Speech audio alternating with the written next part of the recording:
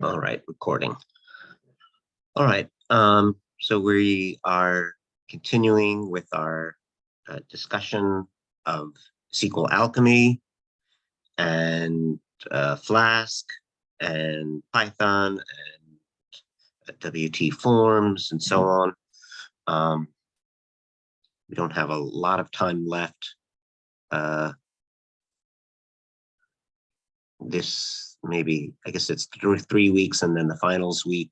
The last week, I will just have to be time on the project. So there's a couple more lecture labs now, and then the last week will just be time for the project. And then that third test is in that finals week.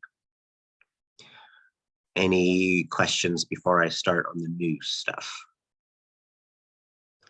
All right. So I have added two new things. I had this example of, which was just a single table example of the planets. And I did a number of things with that, like a delete and some table and data table. So I'm going to add two more things. I'm going to add a sort of a variation on the data table and also make an API out of it. And that's this next example.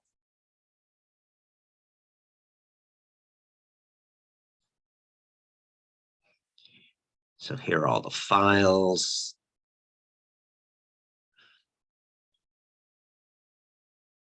And pasting those files.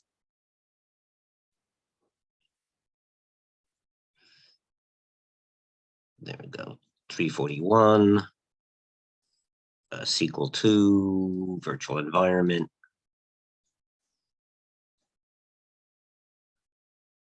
And open up code. Open up a folder. Again, 341, SQL2, virtual environment.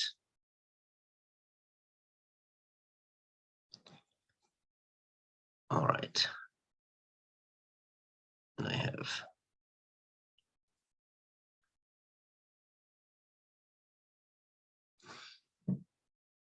all right, so I have, this is the planet.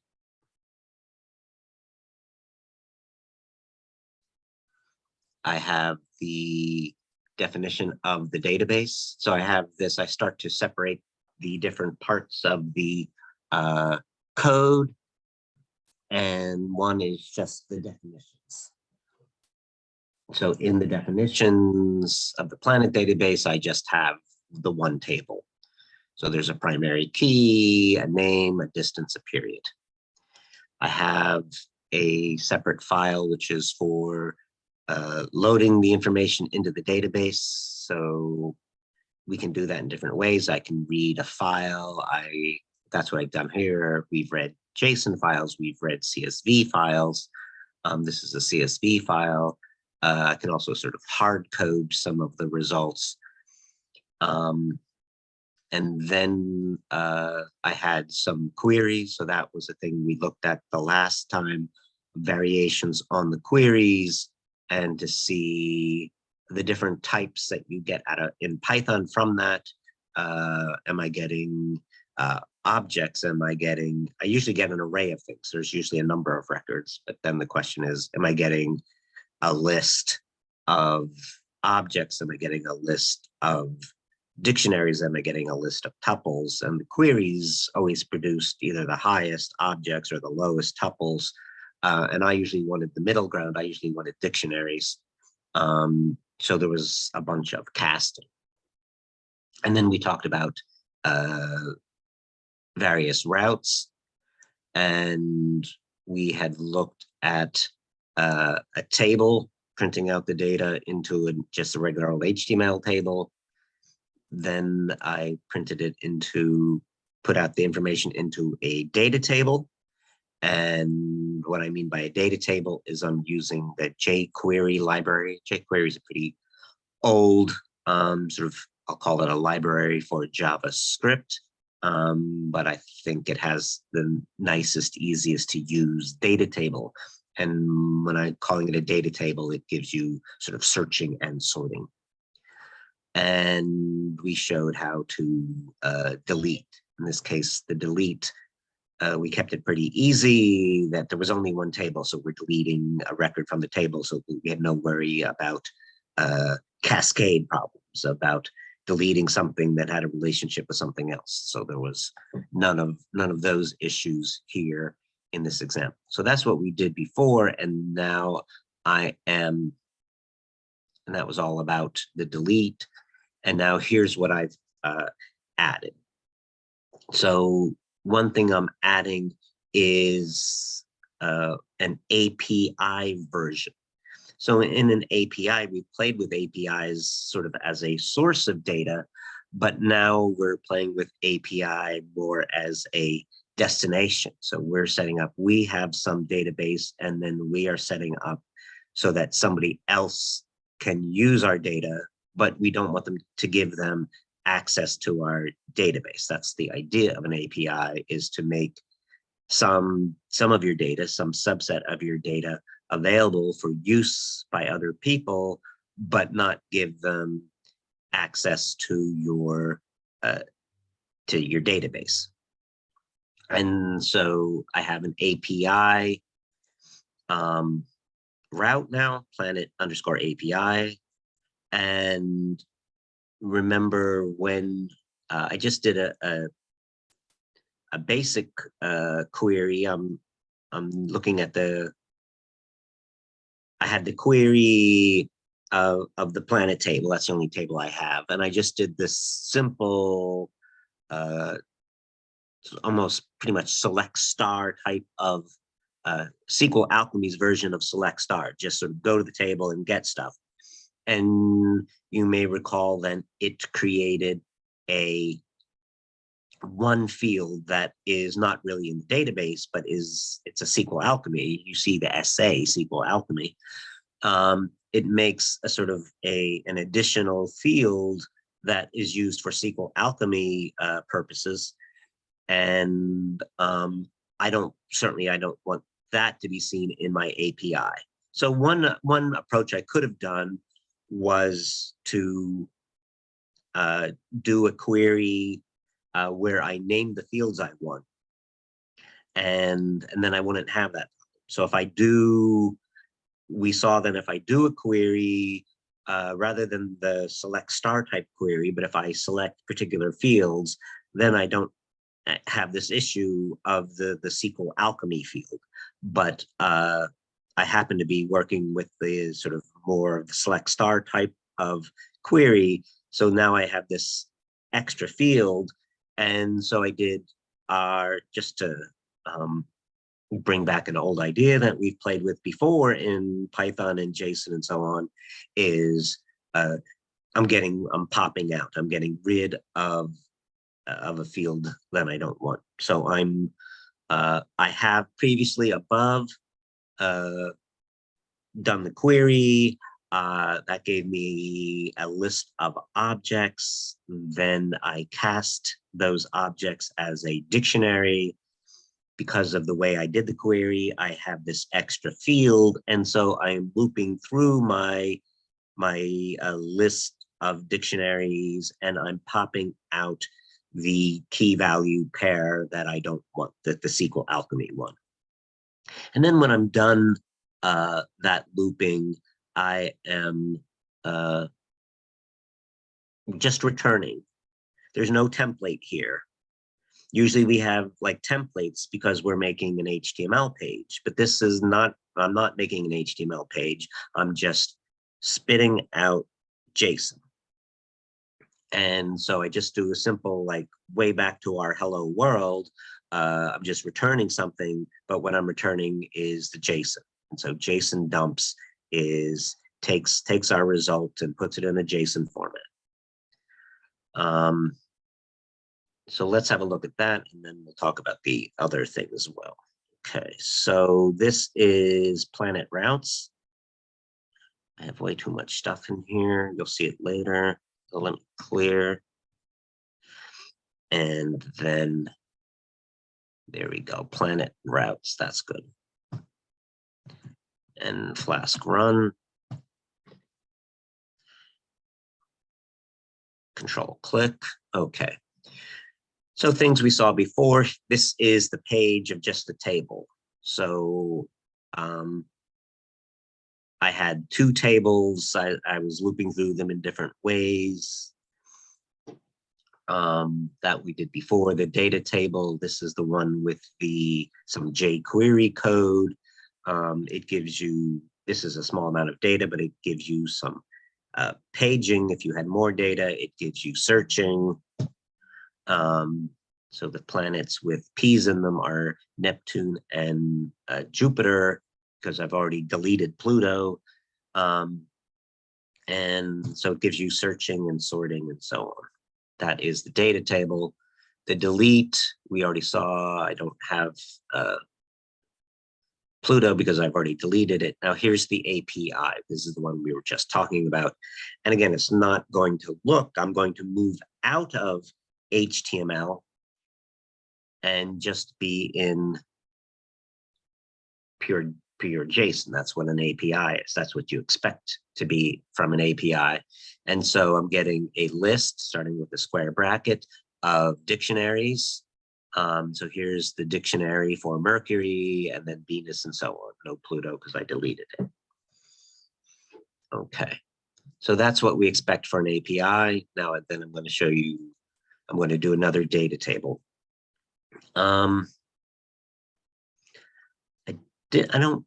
I had this comment, I did this before and had this comment before, but I did not make as big a deal of it before. So let me, now that I'm thinking of it, point this out, that when we are saying, oh, I'm going to like save everything into planet.db, it used to be just SQLite : / planet.db, and then, you know, and the quote and the parentheses, so on. But we are going back to this database sort of a number of times. We're querying the database to see what there is to delete, and then we're deleting it. And then we have tables to display things of, you know, what's left after we've deleted and so on. And there's a concept in programming of threads. And so we're interacting back and forth between the user and our Python and the database. And if you wanted to be as secure as possible, then you would make sure that everything was thread safe, that you were always using the same thread. But instead of doing that, mainly because I was tripping all over it, I took the other approach of saying, let's be more lenient. So this is just a comment here. This is back in the define, planet define. Let me get rid of the Beatles, the queries, the load, okay, Beatles, more Beatles, planet define, that's what I want.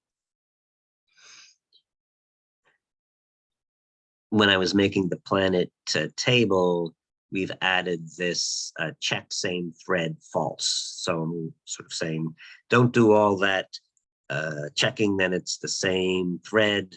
It just makes it easier to run. It's that's also why I keep, for a different reason, but as a related reason, as I usually keep the is submitted around.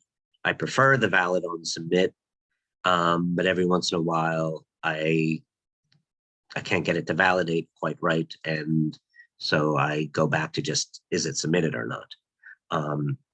So threads, so I have the valid thing working, so I'm working a little bit more, checking that the person did the right thing here, but I was tripping over all the security issues of being one thread. And most of the answers to keeping on the same thread are to use yet another product. So I've already got, how many products have we got going now? We've got Python and Flask and WTF and Jinja and SQLAlchemy, and they want me to use to bring in yet another thing. So I just said, no, I'm just going to be a little less safe, sorry. All right, so that was the API. It's an important idea. It's an easy thing to implement. You do a query, you bring in the JSON library, you spit out JSON, and you spit it straight out to the page. Okay, so you hope that I put that on the third test because it's an easy thing to do. There's, you know, a simple query and a dump. A query and a dump, not much more than that. A query, a route, a dump. All right. The other thing in this example is I revisited the data table.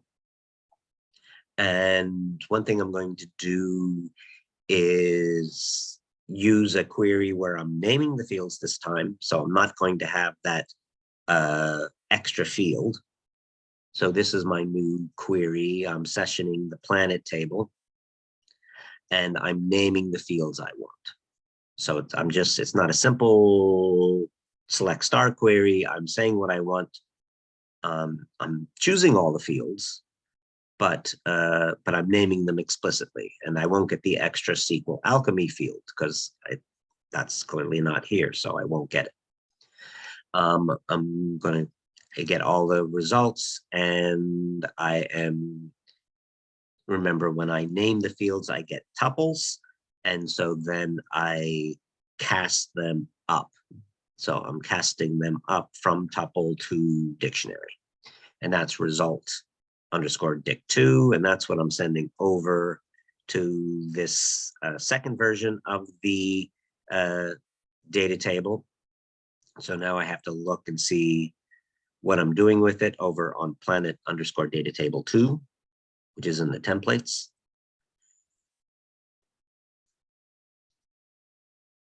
Okay, so I'm using a different layout. So I have to go back and see what's in that different layout. I guess let's do that. Layout 2. So one thing, just to remind you of what we did before with the layout, the data table layout is compared to just a simple layout. The data table layout has the links to the jQuery library and the data table code, and also some styling for data table. And then here's my own little bit of style on top of that. So, and then here is this jQuery code. And I added a little jQuery code here. This used to be just sort of say data table, open parenthesis, close parenthesis. But one thing here is that you can do more things with the data table. And one of them, remember what the data table is it gives you your information and it makes it searchable and sortable and so on.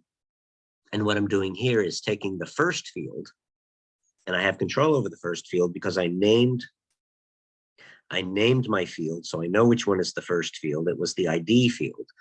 And I decided, so here I'm in this, I'm saying this square bracket 0 is referring to the first item, which was the ID.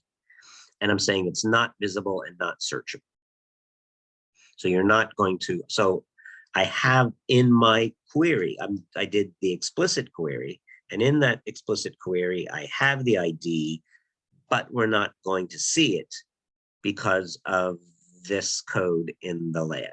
So you can say that things are not, there are other things you can do with data tables. So you can, go to that website and see other things you can do with data tables. You don't have to for me, but it's a nice library. gives you a lot of functionality. But I just wanted to show you at least one thing you can do with a data table is to sort of to have a field, and I'm going to use those IDs. So you say if you're going to hide the IDs, then why just bother to have them? But I'm going to do something with them on not, this is the layout. I'm going to do something on the data table 2 page with the IDs, but I don't want them as their own field. So the user's not going to see them. Okay, so what am I doing on data table 2? So I don't need the code where I get rid of the SQLAlchemy field because it's not there. Remember with data tables, I need this T head and T body. The T head is for my headers. And I'm looping over the key value. I'm just taking the first record and I'm looping over the key value. Items gives me the key value pairs. It's a dictionary. Items gives me the key value pairs, sort of like as a list. And then I'm pumping out the keys. And then I'm looping over all the records. And then I'm looping over the key value pairs of a given record. And this time I'm showing you the values. But here's the one thing I'm doing with an ID. I'm using some Jinja here. I'm doing some concatenating.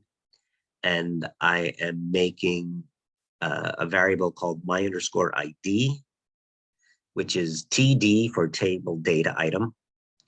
I'm using the key, and I'm using the explicitly the ID. So I'm making up each TD in my cell is going to have an ID, and it's going to announce then it's a table data item. I usually like to do that in my HTML. If I have an ID to say what kind of element it is, it's going to have the key. So it's going to, and the key, remember, is either ID or name or distance or period. That's the name of the field.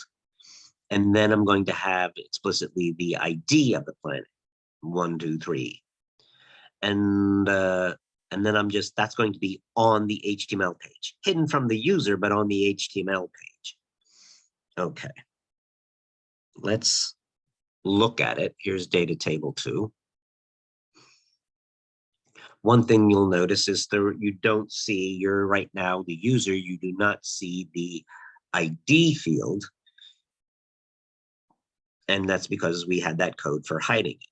But if I do a right click and I look at the page source, this code was some jQuery code, it's JavaScript code. So we see it, that it's a client-side code. So we expect to see it. Our Jinja's gone, any Python's gone, but the JavaScript remains because it's client-side. Down here is our data. Here's our data table. There is the one for Mercury. You don't see it, but it's there.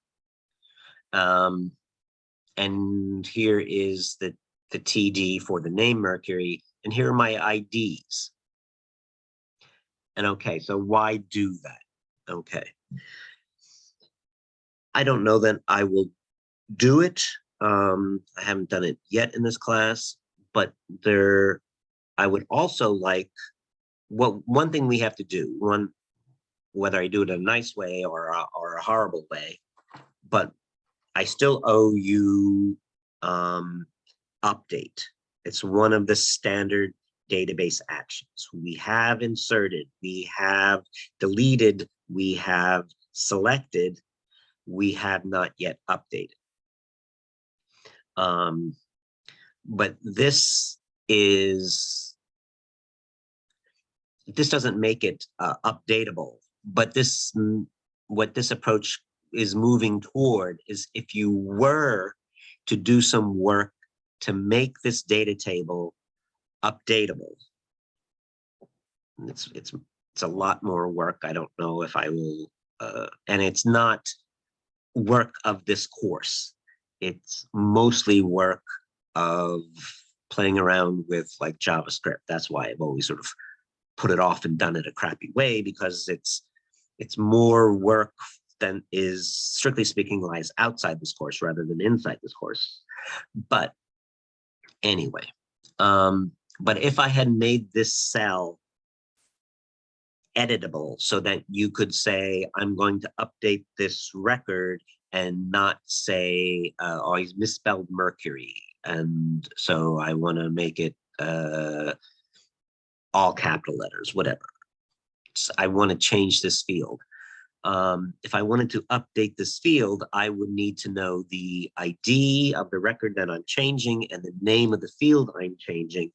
And so that's why I went through this work of having the ID, but not displaying it. Because if you were going to use this data table in the long run to make an updatable thing, you would not update an ID. That's not a thing you would do in a database. So you would have the ID information, but you would not have it in the field where the user can update. So you might show it. So there's another thing I could do in a data table where, if I made the data table somehow editable, which I haven't done, but I could do, then I would, if I were showing the IDs would not be editable. Instead, I've just decided not to make them not to see them at all anyway. Okay. But if I were going to fix this field, okay, we discovered that Mercury is a little bit closer to the sun than we thought. I need to know the ID, so I know what record, and then I need to know what field I'm changing. So that's why I did all this work of having this ID for this thing I may not do, but to set you up in the future for, like, that is a useful thing to do, to make a data table editable, to make a nice user-friendly update. I'll be more concerned with the back end so that we see what we're doing back end in terms of Python, in terms of SQLAlchemy. I will give you for sure some kind of update. I owe that to you. Will I make it a nice, smooth looking update? I don't know if I can, if I have enough time and I can make it look nice without making it burdensome on things that lie outside of this class, then I will. But if I run out of time, or it's just too much work on the JavaScript side, then I'll just forget it and stick to the crappy version. But this is setting me up for that nicer version. So that much, and that much was sort of simple Jinja code. So that we know and we can do. All right. Any questions on this for the recording? I think I said everything I want to say about this. I want to show you, the last time we met, I showed you variations on queries, but I was working with this Planet database, which has one table. So the one, I didn't get to show you variations on queries that are joined. So I wanted to show you that. So let me close all this Planet stuff.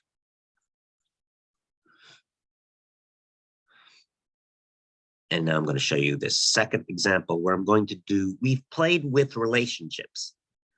So, and then in the relationships,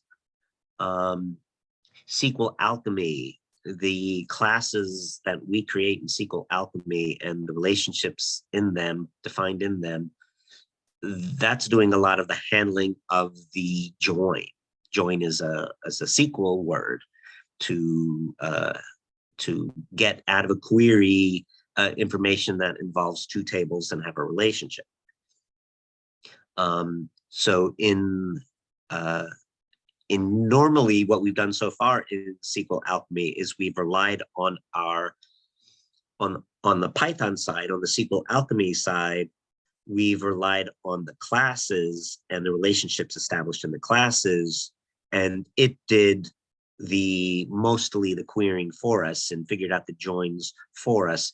And now we're going to be at least a little bit closer to, it's not going to be completely that we're writing SQL, but it's going to look more to you like, okay, that's a join, rather than relying on the relationship. Okay, and I went back here for the Beatles database because that was our first database that had both kinds of relationship, a one-to-many and a many-to-many. Excuse me. Okay.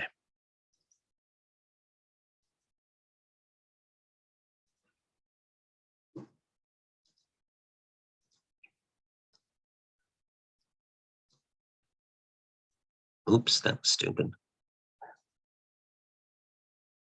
Bring it all back. Copy, don't delete. 341 is equal to VENV. It's already here, but paste it again. Okay, now I'm working. I just said I'd copied planet stuff. I wanted to copy Beatles stuff.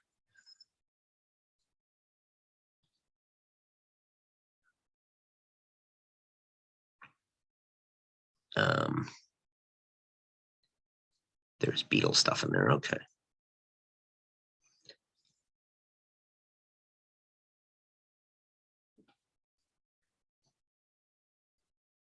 I don't know what I'm pretending for. Everything's already here, but okay. So I copied the Beatles stuff over.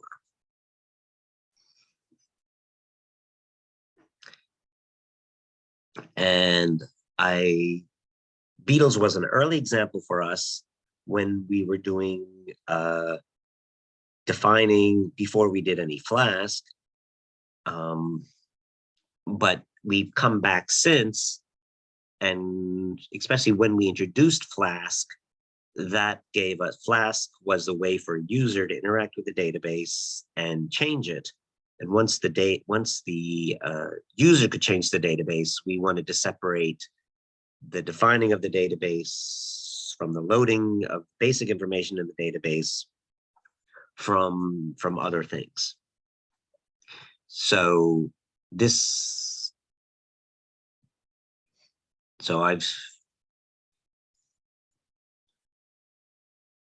me take out all the planet stuff. And we start with the Beatles defined. So we're breaking the Beatles into 3 files. Instead of what used to be 1 file for us is now 3 files. I don't have any Flask. We're not going to, at least not today, interact with the Beatles. But we're going to define the Beatles database, which we already did. We're going to load it up, which we already did. We're going to query it, which we already did, but we're going to add some additional queries. But we're doing this division into different files because now we're wiser and know that that's a good idea. Okay, and it also gives me a reason to remind you of our schema here. So we have in our Beatles database, we have the albums that have songs on them. We have the songs, we have the artists, and the relationship between the songs and the album was a one-to-many relationship. So, and we're not doing any greatest hits albums here. So an album has many songs. A song, I'll say, debuts on one album. So we have a one-to-many relationship between the album and the song. We look for the one. A song is on one album, and that's where the foreign key is. So in song, there is a column or a field. I usually call it a field. That is the foreign key. In the album, we just say that it has a relationship to song. Okay. Then the relationship between artist and song is many to many. So most of the Beatles songs were written by Lennon and McCartney. They're both credited with most of the songs.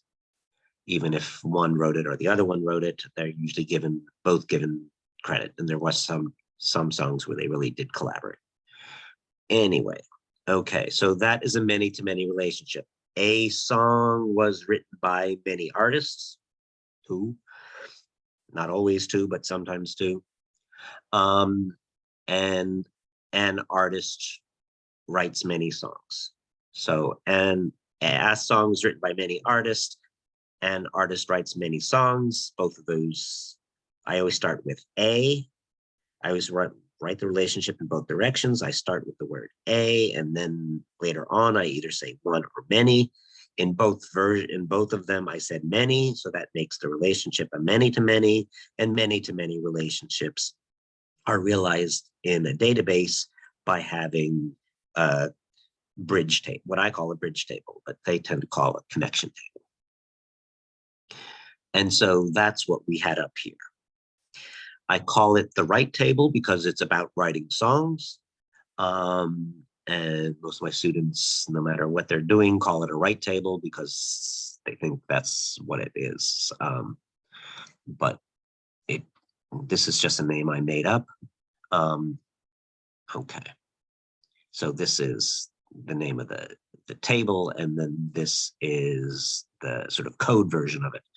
But it's a, and I usually put that first, because down here, when I do the song relationship to the artist and the artist relationship to the song, it's going to come through this table. So I want this table to be understood by both of those classes. So I want it to be, that's why I want it up here. So when I'm in the class and I say write table, they will know what I mean. So it connects the artist ID and the song ID, and these are both foreign keys. Some people will put a primary key into a write table. I tend not to do that. Okay, so that is the write table. Here's the album, an ID, an album title, an image. This is the one time I already had this data established long before I taught this course, and I'm too lazy to rewrite it. And so I already had some album codes that I made up myself. And so this is a case where the primary key happens to be a string. Okay, if you're using auto number generated fields, then this would be an integer. Okay.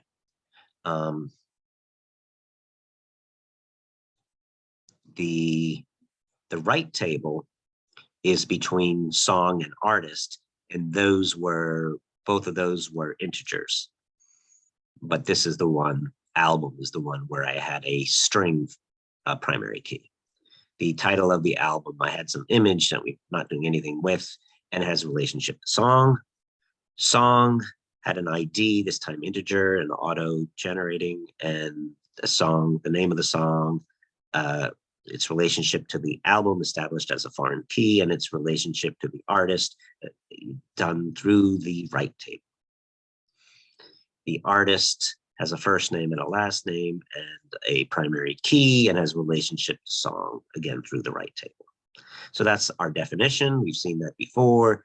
Here is the load. We've also seen this before. I had two TXT files, comma separated, but I call them TXT, and populated the album and populated the songs. So you see the ID here in album because I had it explicitly written out in the data file. Where's my static data albums? So here are my primary keys that I made up that are strings. So that in that case, the ID is here explicitly. So it's not auto-generated. And getting the albums, getting the songs. I just hard-coded the artists. I didn't have a file for that. And then here is some hard coding. I got lazy of the many-to-many relationship. So I'm inserting into the right table. Okay, so in the right table, which is in define,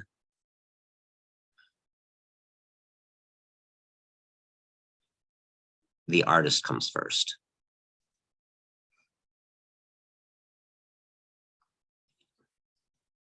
So this is Lennon writing the first song and McCartney also writing the first song. So I could do this as 2 writes, or I could do it as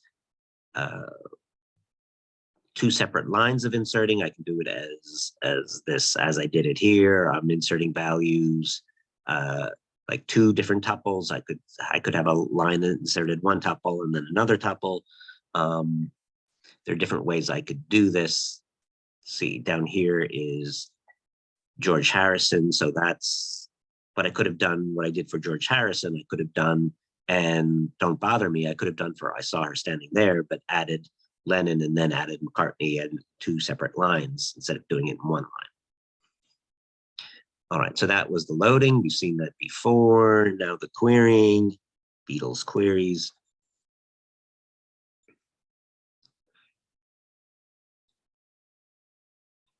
Here are the old queries we did before.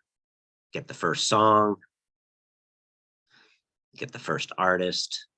Those are old queries for us. Here is, again, playing around with some JSON. So as if I were setting up to get the artist information, and for an API, I'm not spitting it out onto the web page, so it's not formally an API, but I'm just sort of setting it up, doing a query, and then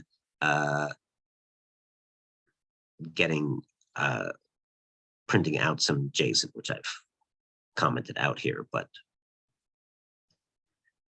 that's sort of toward an API. All right, but here's the new stuff I wanted to show you. Finally, stop babbling. A join. Okay, so what I mean by a join is I'm going to connect 2 tables, and I'm not going to rely on the relationship that I established in the classes, but instead I'm going to do it more directly in the query. Make a little more room here. Okay, so I called it my join. I'm using the session to do a query. I'm now querying 2 tables. Again, I moved my definition into a file, and then I imported that definition at the top of this Python. And so that is this my_db. So that is that album is defined. The album class is defined in my database, my.db, and the same thing for the song. So now I'm querying 2 tables. If I just query 2 tables, I'll get that gargantuan thing known as a Cartesian product. But if I filter and ask explicitly for the album ID to be equal to the song album ID, then I'm establishing sort of hard coding in my relationship that I need that. So it normally does SQLAlchemy in our previous queries handle that for us, but here we are doing it more explicitly. Okay.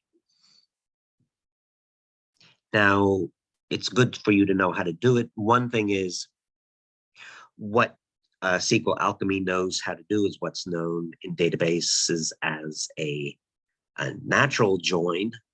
And then you need to know how to join. Sometimes maybe you'll have I usually do this example in database class. You have customers in a city, and you have, I don't know, salespeople in a city, and you want to do matching up of one city to the other city. So that's not a natural join. That is you finding some relationship where you want to see if two things match, which are not foreign keys and primary keys. So knowing how to do a join can come up even if you're going to usually rely on the relationship approach. Okay. So this is an explicit join. And then I just looped through them all and showed the title, the album title, and the song title. So usually when we were printing this stuff out before, I would get the album and then maybe display the information about the album, and then in some sort of sub loop, like in a nested loop, print out the songs of that album. But right now I'm getting all the records have both album and song in every record has both fields in it because it's a join rather than working through the relationship. The reason I chose the Beatles is because they were our first example where we had a many-to-many relationship. And so I wanted to show two joins in order for me to get through the bridge table from song to artist. So I'm querying the song table and the right table and the artist table. And you see here that the coloring is different. That's because song and artist are classes and right table was not. There is a way to do this whole SQLAlchemy thing where that bridge table is defined as a class rather than just as a table, but I haven't done it. But here are these three tables, really two classes and corresponded tables in one table. And then there will be two filters. So here's the filter relating the song ID to the song ID in the right table. So there's a big chain of things here. So I'm going, because I defined it in a separate class, my DB is my local name for what I've imported. And song is the name of class, and ID a field in that class, and I want it to be equal to, again, my database, the right table. When you're working with right tables, you need this extra little C in there.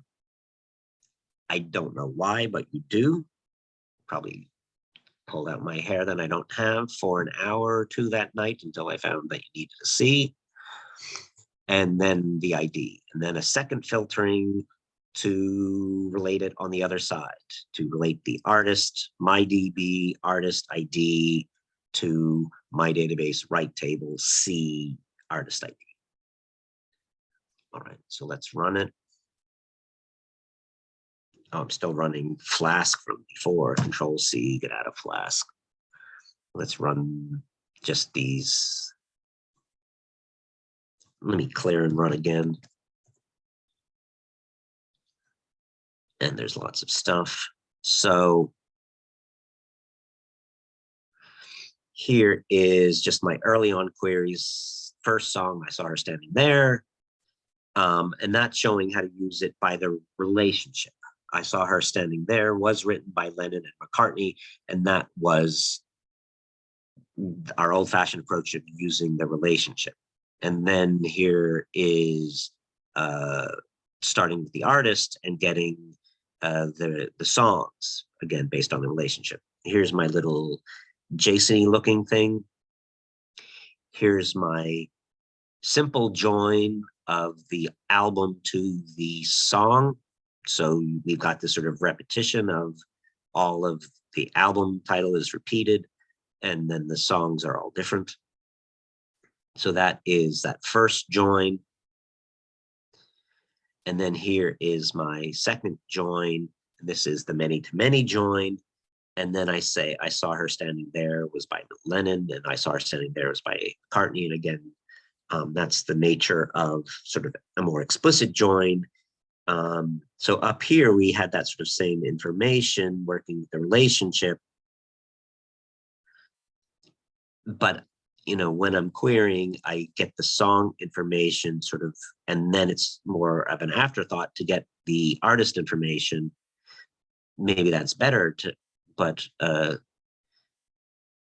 when you do it as a join, you sort of put them on the same level, but then you get the repetition. So you can decide what you want. It's always better to have more control and to know more than one way to do things. Any questions for the recording?